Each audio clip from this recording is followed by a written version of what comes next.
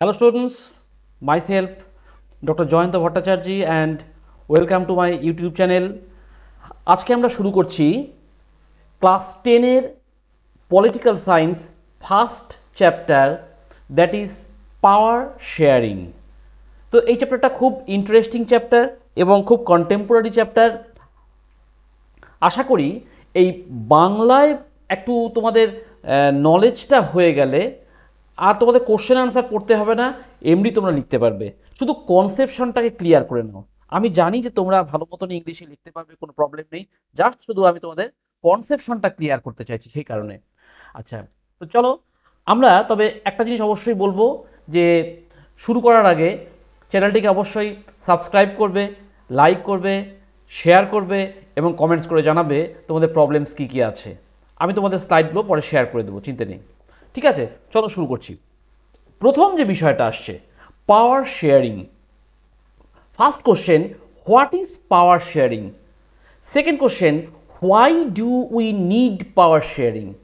তাহলে প্রথম যে প্রশ্নটা পাওয়ার শেয়ারিং, আমি কিন্তু জাস্ট চ্যাপ্টারের টাইটেল নিয়ে আছি। জাস্ট পাওয়ার শেয়ারিং মিনস আমরা যখন কোনো কাজ করছি সেই কাজগুলোকে প্রপার টাইমে অ্যাপ্রোপ্রিয়েটলি করার জন্য যদি আমরা মোর দেন ওয়ান পারসনসকে ইনভলভ করে দেই তাহলে কিন্তু কাজটা রাইট টাইমে ভালোভাবে হবে। যেমন ধরো একটা এক্সাম্পল দিই, তোমাদের বাড়িতে যারা মেম্বার্স আছেন, পেরেন্টস বা আদার মেম্বার্স যারা আছেন, দেখবে প্রত্যেকে কিছু না কিছু ডিউটিস পারফর্ম করছে, ইভেন তোমরাও কিছু ডিউটিস পারফর্ম করছো। তো এখানে যদি দেখা যায় যে একদিন তোমরা সকলেই তোমাদের রেসপেক্টিভ ডিউটিসগুলো পারফর্ম করছো না এবং ফ্যামিলির একজনের উপর এন্টায়ার বার্ডেনটা চলে এসছে, তাহলে কী হবে? হয়তো কাজটা হয়ে যাবে কিন্তু কোনো কাজই রাইট টাইমে প্রপার ওয়েতে কিন্তু হবে না। তাহলে এই যে আমি একটা এক্সাম্পল দিলাম, অর্থাৎ তোমাদের ফ্যামিলির থেকেই তোমরা বুঝতে পারছো যে আমাদের পাওয়ার শেয়ারিংটা কেন দরকার, why do we need power sharing. দেখো, ইন্ডিয়া একটা ভাস্ট কান্ট্রি। তো এখানে তোমরা দেখবে যে গভর্নমেন্টের তিনটে অর্গ্যানস আছে, লেজিসলেটিভ, এক্সিকিউটিভ, জুডিশিয়ারি। তাহলে পাওয়ারটাকে ডিভিশন করে দেওয়া হচ্ছে। সিমিলারলি তোমরা দেখতে পাবে একটা সেন্ট্রাল লেভেল গভর্নমেন্ট আছে, একটা স্টেট লেভেল গভর্নমেন্ট আছে, একটা গ্রাসরুট লেভেলে বা মিউনিসিপ্যাল বা পঞ্চায়েত লেভেলে গভর্নমেন্ট আছে। সমস্ত লেভেল, সমস্ত অর্গ্যানস সেম পিপলের উপর কিন্তু রুল করছে। Basic objective just to pay due attention towards the services of the people.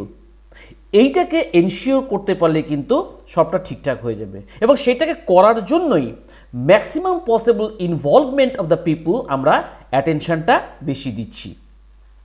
তো তাহলে আমি ইন্ডিয়ান পার্সপেক্টিভ থেকে এবং সেই সঙ্গে তোমাদের ফ্যামিলি পার্সপেক্টিভ থেকে আমি এটাকে ডিসকাশন করছিলাম। চলো এখন শুরু করছি আমাদের main content of the chapter. দেখো, এখানে দুটো কান্ট্রির এক্সাম্পল দিয়ে চ্যাপ্টারটা স্টার্ট হচ্ছে, একটা বেলজিয়াম, একটা শ্রীলঙ্কা। প্রবলেমসগুলো কী ছিল এবং তারা সলভ করলো কিভাবে, এটাকে যদি আমরা অ্যানালাইজ করতে পারি তাহলে কিন্তু অনেকটা সলভ হয়ে যাবে আমাদের বিষয়টা। দেখো, বেলজিয়াম ইউরোপের একটা কান্ট্রি, এটা একদম ছোট্ট কান্ট্রি। আমাদের ইন্ডিয়ার যে একটা হরিয়ানা স্টেট আছে সেই স্টেটের মতন একটা কান্ট্রি, তাহলে বোঝো এই যে অ্যাডজাসেন্ট যে বর্ডারের যে কান্ট্রিজগুলো আছে, যেমন ধরো ফ্রান্স, নেদারল্যান্ড, জার্মানি, লাক্সেমবার্গ, এগুলো সব আছে। এবং এখানে এথনিক কম্পোজিশন, এথনিক মানে কি, জনগোষ্ঠী, যেমন ধরো কোনো একটা ট্রাইবাল গ্রুপ বা এরকম টাইপের বলা হচ্ছে আর কি। তো এথনিক কম্পোজিশনটা খুব কমপ্লেক্স ছিল, মানে এখানকার পিপুলদের রেসপেক্টিভ ল্যাঙ্গুয়েজগুলো খুব ডিফারেন্ট ছিল আর কি। এই কান্ট্রি যে টোটাল পপুলেশন ছিল সেখানে আমরা দেখতে পাচ্ছি 50%, দেখো এখানে আমি লিখে দিয়েছি 50% people lives in the Flemish region. তারা কোন ল্যাঙ্গুয়েজ ইউজ করছে? Dutch language.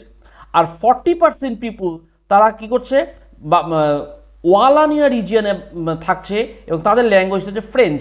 তাহলে 59% ফ্লেমিশ রিজিয়ানে ডাচ ল্যাঙ্গুয়েজ ইউজ করছে আর 40% পিপুল ওয়ালানিয়া রিজিয়নে থাকছে, ফ্রেঞ্চ ল্যাঙ্গুয়েজ ইউজ করছে। আর রিমেনিং 1% তারা কিন্তু বেলজিয়াম বা জার্মান ল্যাঙ্গুয়েজ তারা ইউজ করছে আর কি। কিন্তু ক্যাপিটাল সিটি যে বেলজিয়ামের যে ক্যাপিটাল ব্রাসেলস, এখানে কিন্তু অপোজিট পিকচার, অর্থাৎ 80% পিপুল এরা হচ্ছে ফ্রেঞ্চ স্পিকিং আর 20% পিপুল ডাচ স্পিকিং। তাহলে দেখো গোটা কান্ট্রির মধ্যে ডিভিশনটা কীরকম আসছে, ক্যাপিটাল সিটিতে কি হচ্ছে যে 80% পিপুল ফ্রেঞ্চ স্পিকিং আর 20% পিপুল ডাচ স্পিকিং। আমি কিন্তু বেলজিয়াম বা জার্মান স্পিকিং পিপুলকে আনছি না এর মধ্যে। আর রেস্ট অফ দি কান্ট্রিতে 50% পিপুল লিভিং ইন ফ্লেমিশ রিজিয়ন, তারা ডাচ ল্যাঙ্গুয়েজ ইউজ করছে, আর 40% পিপুল ওয়ালানিয়া রিজিয়নে থাকছে, এরা ফ্রেঞ্চ ল্যাঙ্গুয়েজ ইউজ করছে। এই ল্যাঙ্গুয়েজের জন্য কিন্তু এখানে একটা টেনশন ক্রিয়েট হলো। তোমরা দেখবে 1950s অ্যান্ড 60s এই পিরিয়ডটাতে বেলজিয়ামে দারুণভাবে ডোমেস্টিক টেনশন ক্রিয়েট হয়েছিল আর কি। ব্রাসেলস একটা রিপ্রেজেন্ট করছে, রেস্ট অফ দি কান্ট্রি একটা রিপ্রেজেন্ট করছে। অ্যাজ এ রেজাল্ট একটা অ্যাকিউট প্রবলেম আসলো। এবার বললো যে Dutch speaking people constitute the majority in the country but the minority in capital. তাহলে যারা কিনা ক্যাপিটাল সিটিতে মাইনরিটি, তারা মেজরিটি ইন দ্য গোটা কান্ট্রিতে। এটা এই জন্য প্রবলেমটা এসেছিল। সলিউশনটা কি করে আসলো আমি আসছি একটু পরে। এবার আর একটা প্রবলেম বলি, শ্রীলঙ্কা। আমি প্রথমে প্রবলেমগুলো বলে দিচ্ছি, তারপরে সলিউশনে আসবো। শ্রীলঙ্কা এখানে কি বলছে, এখানে ডাইভার্স পপুলেশন আছে। এখানকার যে সোশ্যাল গ্রুপটা ছিল সিনহালা স্পিকিং, অর্থাৎ শ্রীলঙ্কার যারা তামিল, সিনহালা তাদের বলা হতো, তার ল্যাঙ্গুয়েজটাকে সিনহালা বলছে, এরা হচ্ছে 74%। আর তামিল স্পিকিং এরা হচ্ছে 18%। আর বাদবাকি যে গ্রুপগুলো ছিল এদেরকে বলা হচ্ছে যে কিছু সাব গ্রুপ ছিল, তামিল নেটিভ পিপুল ছিল।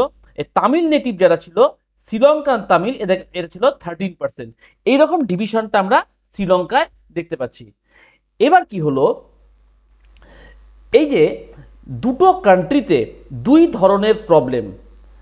এবার দেখতে পাচ্ছি যে এই যে এন্টায়ার শ্রীলঙ্কার যে প্রবলেমটা, যে ইন্ডিয়ান তামিল আছে, যেমন ধরো একটা তোমাদের এক্সাম্পল দিই, আমরা ওয়েস্ট বেঙ্গলে সব বাংলা ভাষা ইউজ করছি, বাংলাদেশি তারাও বাংলা ভাষা ইউজ করছে। এবার বাংলাদেশের কিছু লোক চলে এলো, আমরা কিন্তু বাই ডিফল্ট ল্যাঙ্গুয়েজে মানে ফোনেটিক্সে আমরা বুঝতে পারছি হি ইজ নট ইন্ডিয়ান। সেরকম শ্রীলঙ্কাতেও তামিল সকলেই বলছে, কিন্তু ইন্ডিয়ান তামিল আর সিনহালা এদের ল্যাঙ্গুয়েজটা কিন্তু একটু কনসেন্ট্রেট করলেই বোঝা যাবে আর কি। তো সেই কারণে বলছে যে আমরা ম্যাপের মধ্যে দেখতে পাচ্ছি, যে পাশে ম্যাপটা দেওয়া আছে, দেখো তোমরা এই যে এইখানটায় দেখো, এই যে রিজিয়নটা, এই রিজিয়নটা একটা, আর এন্টায়ার ইয়েলো রিজিয়ন দেখো, পুরো ইয়েলো রিজিয়ন দিয়ে অন্য। কি বলছে, দে মোস্ট সিনহালা স্পিকিং পিপুল আর বৌদ্ধিস্ট, দেখো এদের মধ্যে বৌদ্ধিস্ট, হোয়াইল তামিলরা হচ্ছে আইদার হিন্দুস অর মুসলিমস, আর 7% আছে খ্রিশ্চানস।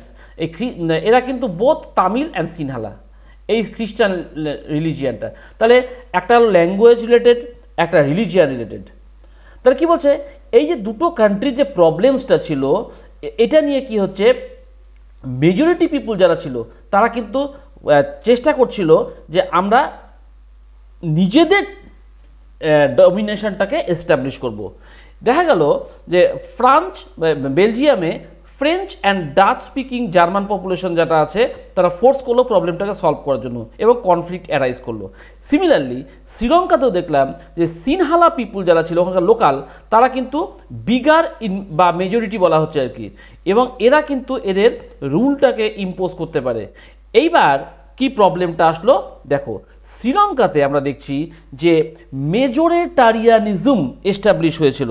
মেজরিটারিয়ানিজম মানে কি, মেজরিটারিয়ানিজম মানে হচ্ছে একটা কান্ট্রিতে যারা কিনা মেজরিটি ইন পপুলেশন, তাদেরকে বলা হচ্ছে মেজরিটারিয়ানিজম, এবং তাদের রুলটাই ডোমিনেশন করবে আর কি। দেখো আমাদের কান্ট্রি ইন্ডিপেন্ডেন্ট হওয়ার জাস্ট পরপরই 1948-এ শ্রীলঙ্কা ইন্ডিপেন্ডেন্ট হলো। এবার ওখানে আমরা দেখলাম যে সিনহালা কমিউনিটি যারা আছে, তারা এই সিনহালা কমিউনিটি তারা কি করছিল, তারা ডোমিনেশনটাকে সিকিউর করতে চাচ্ছিল গভর্নমেন্টের উপর। কিসের জন্য, by virtue of their majority, যে আমরা যে মেজরিটি সেই জন্য আর কি।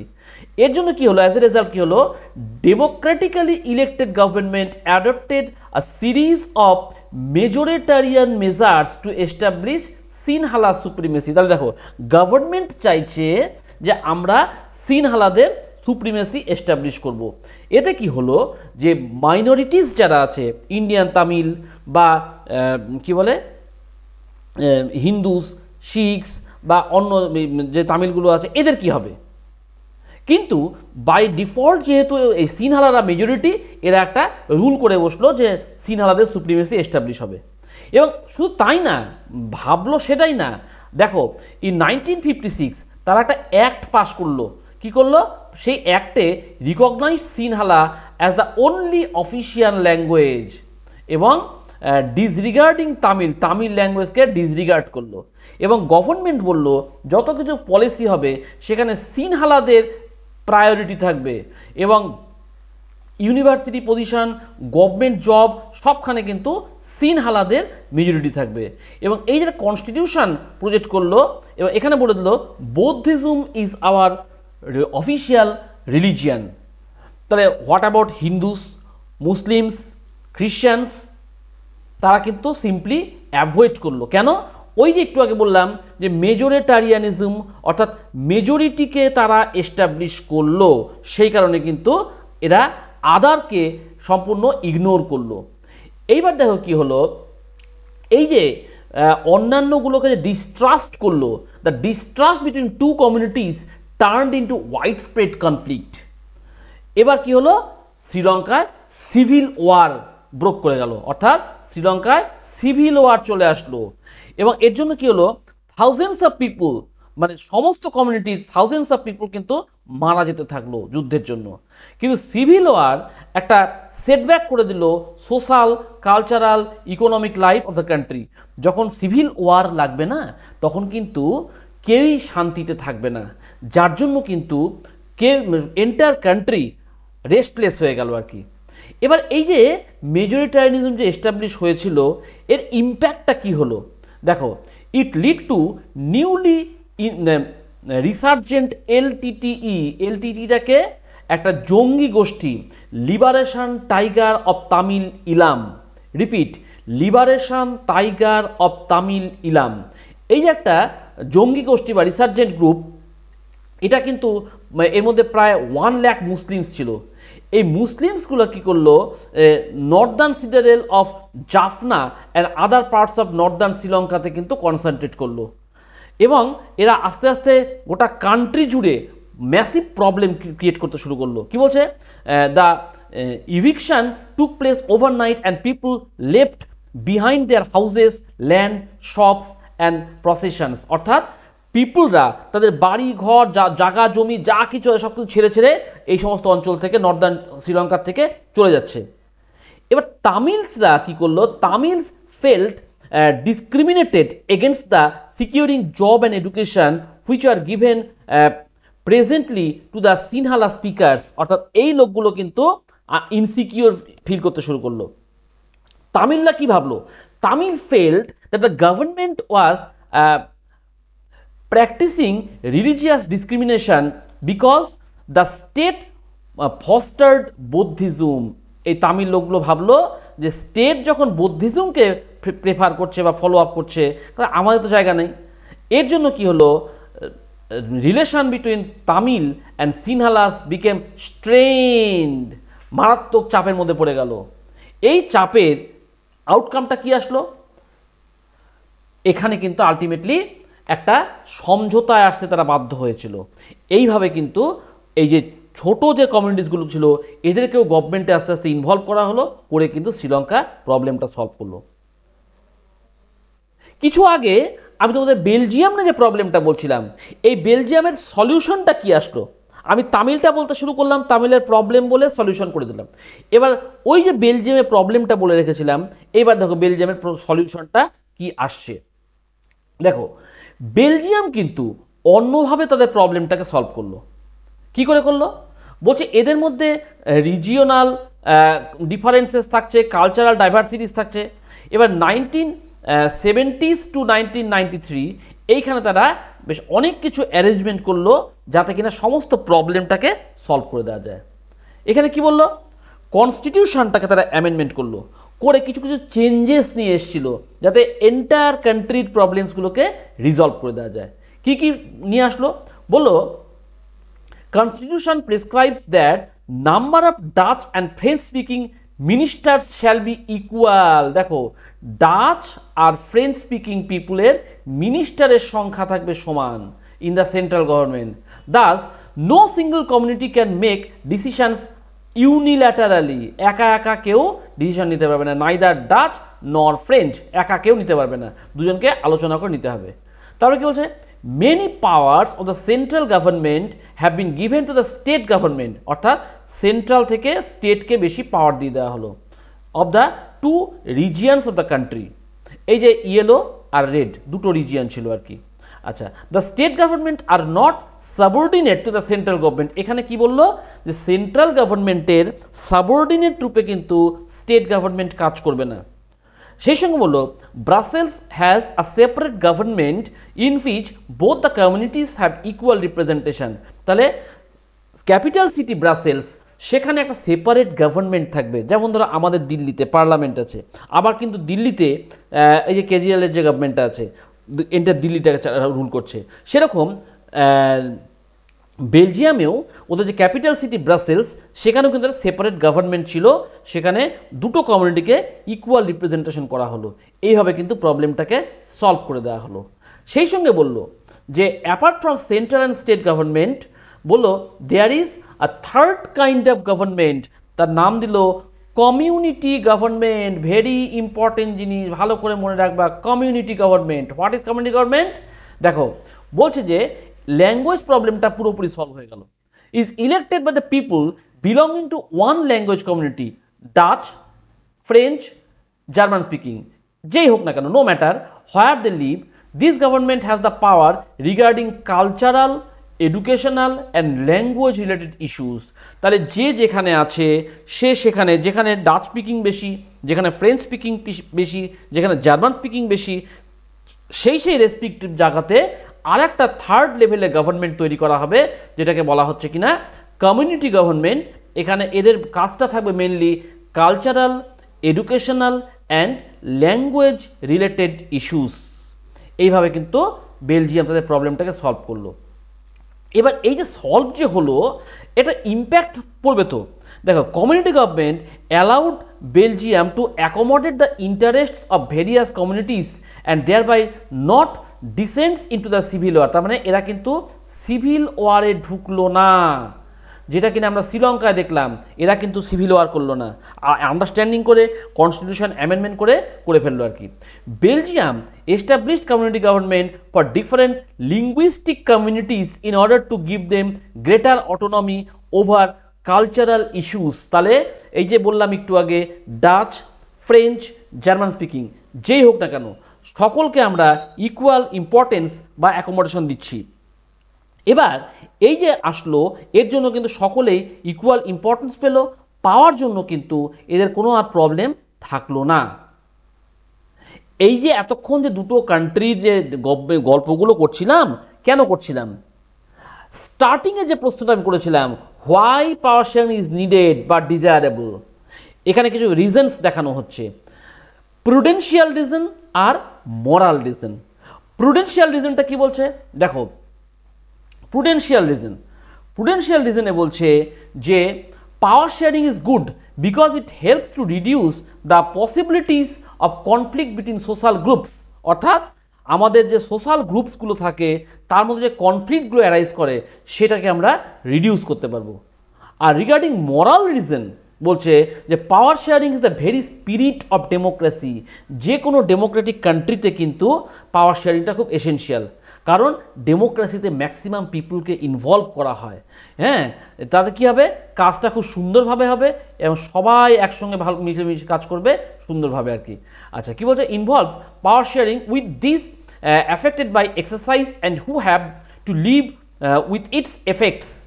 আচ্ছা, a legitimate government is one where citizens through participation acquire a stake in the system. অর্থাৎ আইদার ডাইরেক্টলি অর ইনডাইরেক্টলি আমরা কিন্তু গভর্নমেন্ট ফরমেশনে ইনভলভ হচ্ছি, হয়ে আমরা কিন্তু একটা সুন্দর সিস্টেম নিয়ে আসছি।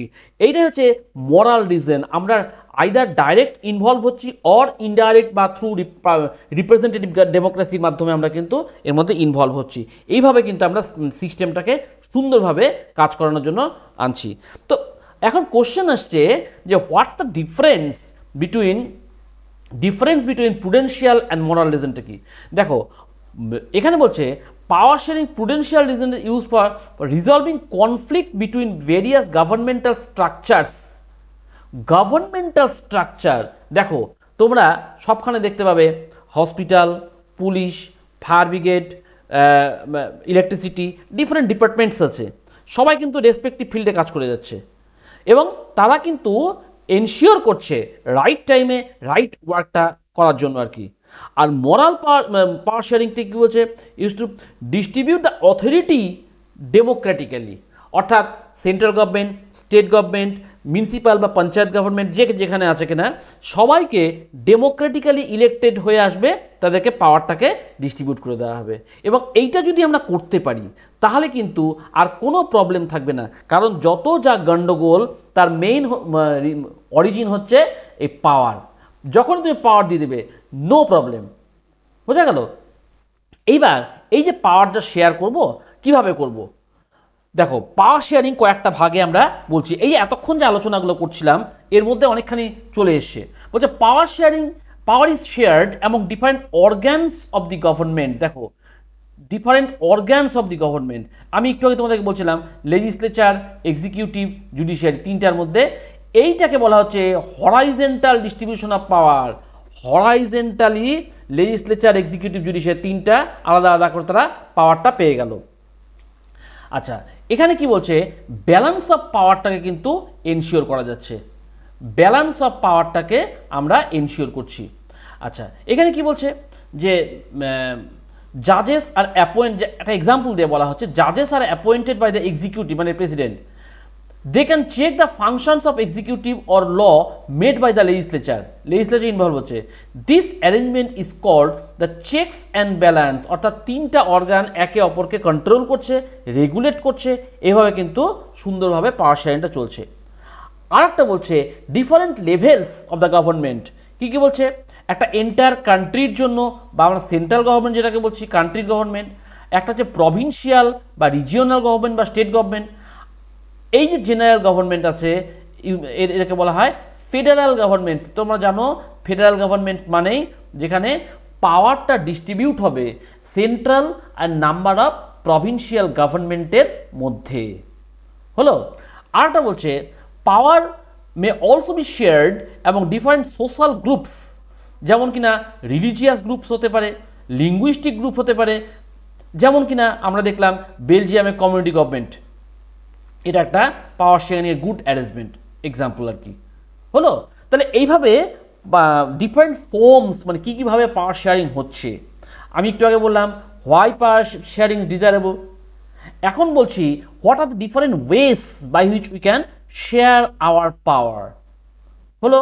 আচ্ছা তারপরে কি বলছে যে power sharing arrangement can also be seen by in the way of political parties, pressure group as movement, control or influence those power. তাহলে কি বলছে পলিটিক্যাল পার্টিস তোমরা জানো, what is pressure group, pressure group মানে হচ্ছে those groups or movements which can raise for a specific issue in order to influence or control the government, হলো। Democratic কান্ট্রিতে আমরা আরও দেখতে পাই এই যে ইন্টারেস্ট গ্রুপসগুলো আছে, যেমন traders, businessman, industrialist, farmers, industrial workers, প্রত্যেকের আলাদা আলাদা করে অ্যাসোসিয়েশন আছে। এরা চায়, প্রত্যেকেই চাচ্ছে গভর্নমেন্টকে কন্ট্রোল করতে, এবং গভর্নমেন্টের অবজেক্টিভ হচ্ছে through participation in governmental committees decision making প্রসেসের মধ্যে আমরা ঢুকতে চাই। এইটা যদি করতে পারি তাহলে কিন্তু আমাদের কোনো প্রবলেম থাকবে না। অর্থাৎ এক কথায় মনে রাখবে যে ডিসিশন মেকিং প্রসেসটা কিন্তু খুব এসেনশিয়াল জিনিস, তাহলেই কিন্তু আমরা ঠিকঠাক করে চলতে পারবো। আচ্ছা এই যে পাওয়ার শেয়ারিংটা বলছি হোয়াট ইজ এসেনশিয়াল, বা আমরা বলছি এসেনশিয়ালিটি অফ পাওয়ার শেয়ারিং। দেখো ডেফিনেটলি যত বেশি পিপুলকে আমরা পাওয়ার দেব তত ডিফারেন্ট সোশ্যাল গ্রুপসের মধ্যে যে কনফ্লিক্টগুলো অ্যারাইজ করে সেটাকে আমরা রিডিউস করতে পারবো, এবং এর মাধ্যমে কি করব আমরা political stability of the country ensure করতে পারবো।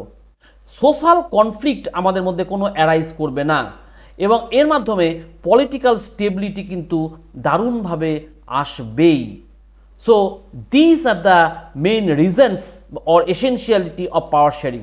তাহলে প্রথমে আমি দুটো কান্ট্রিকে নিয়ে এক্সাম্পল দিলাম, তোমাদের বইতে যেভাবে আছে, আমি কিন্তু পুরো বই ধরে ধরে ডিসকাশন করছি। বেলজিয়াম শ্রীলঙ্কার প্রবলেমসগুলো কী ছিল, তাদের প্রবলেম সলিউশন কি আসলো, সলিউশন আসার পরে তার ইম্প্যাক্টটা কী হলো। এবার আমরা আসলাম এই যে দুটো কান্ট্রির মধ্যে যে প্রবলেমগুলো, সেই প্রবলেম থেকে অন্য কান্ট্রি যে এক্সপিরিয়েন্স করলো সেটা তারা কি করে সলভ করলো।